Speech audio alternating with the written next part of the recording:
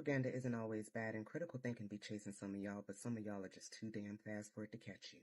We'll get into that in a second, but learn with me real quick. We're going to talk about language and social constructionism. Rock with me, I promise. It's all going to connect in the end. Language is a social construct, but here's the thing. Words don't have any value until we as a society says it has value. Social constructionism comes in and puts a label on it, whether it's good or bad or in between, and that's all based on our collective perception and vibes. In elementary school, I was talking to some of my classmates and I said something along the lines of, "That ain't true."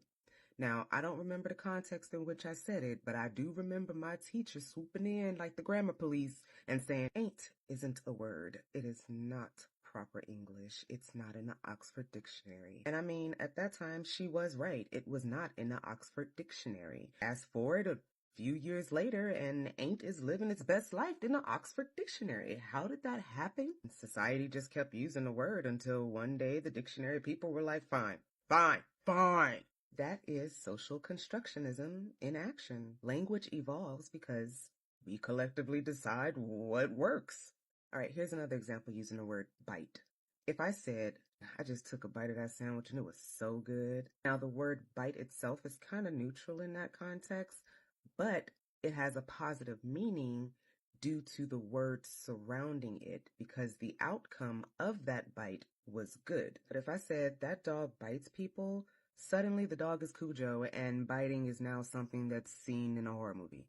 But if I said, "My dog will bite someone who poses a threat to me or mine," then we get into a gray area. Some might say, "Good boy, that's a good boy. That's what they should be doing." While others out there will find a reason to be upset about it. Why? I don't know. They just like being mad. I don't know. Language is full of little landmines called nuances because meaning depends on context. And I'm not going to hold you. Sometimes social constructs thrive off of y'all landing on those landmines. You should see critical thinking as like your mind detector. Those little things that be like, doot, doot, doot, doot, doot, doot. All right. Let's just go ahead and get to why you stopped on this video. The point in where I'm going to probably trigger some of y'all in my community because some of y'all lack mind detectors. That's going to go over some of y'all's heads, and that's tragic. That was quality content right there. Let's talk about the word propaganda. If I say this person is using their platform to spread propaganda, our knee-jerk reaction is to assume that the propaganda is negative. Do you know why?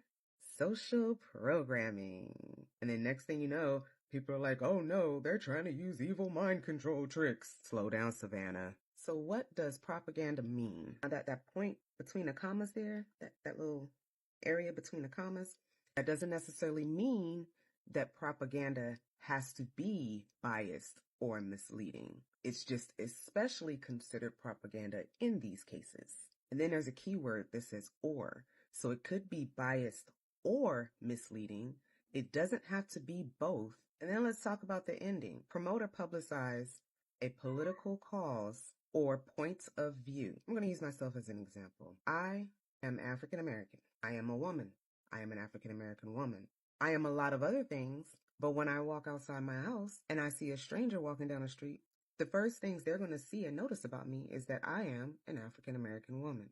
And a lot of people in the community do agree that our skin color and even down to gender is a political statement within itself and not by choice. So stay with me. I'm about to bring it home, I promise. Let's unpack why when we hear an African American artist uses their platform as a tool for propaganda, do we automatically think that's a bad thing?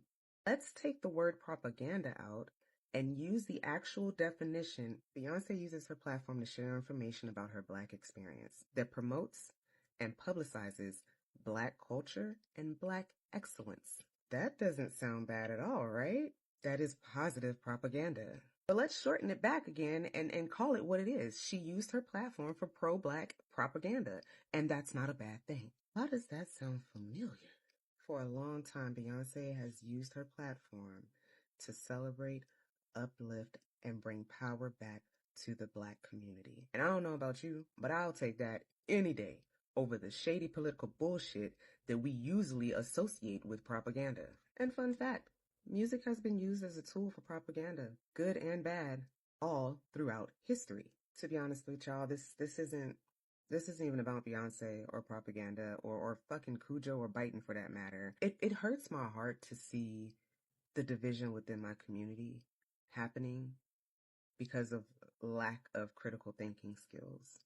My goal, my hope, my desire is to hopefully get you to recognize how social programming affects your thought process and your emotional responses. And it can really be hurtful and damaging to yourself and others when you can't consciously recognize when you are succumbing to social programming and your emotional responses are triggered by social constructionism.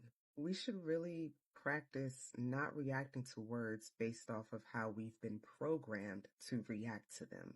Instead, let's take a beat, take a step back, unpack the meaning of the context and what's being said, and think critically and for ourselves.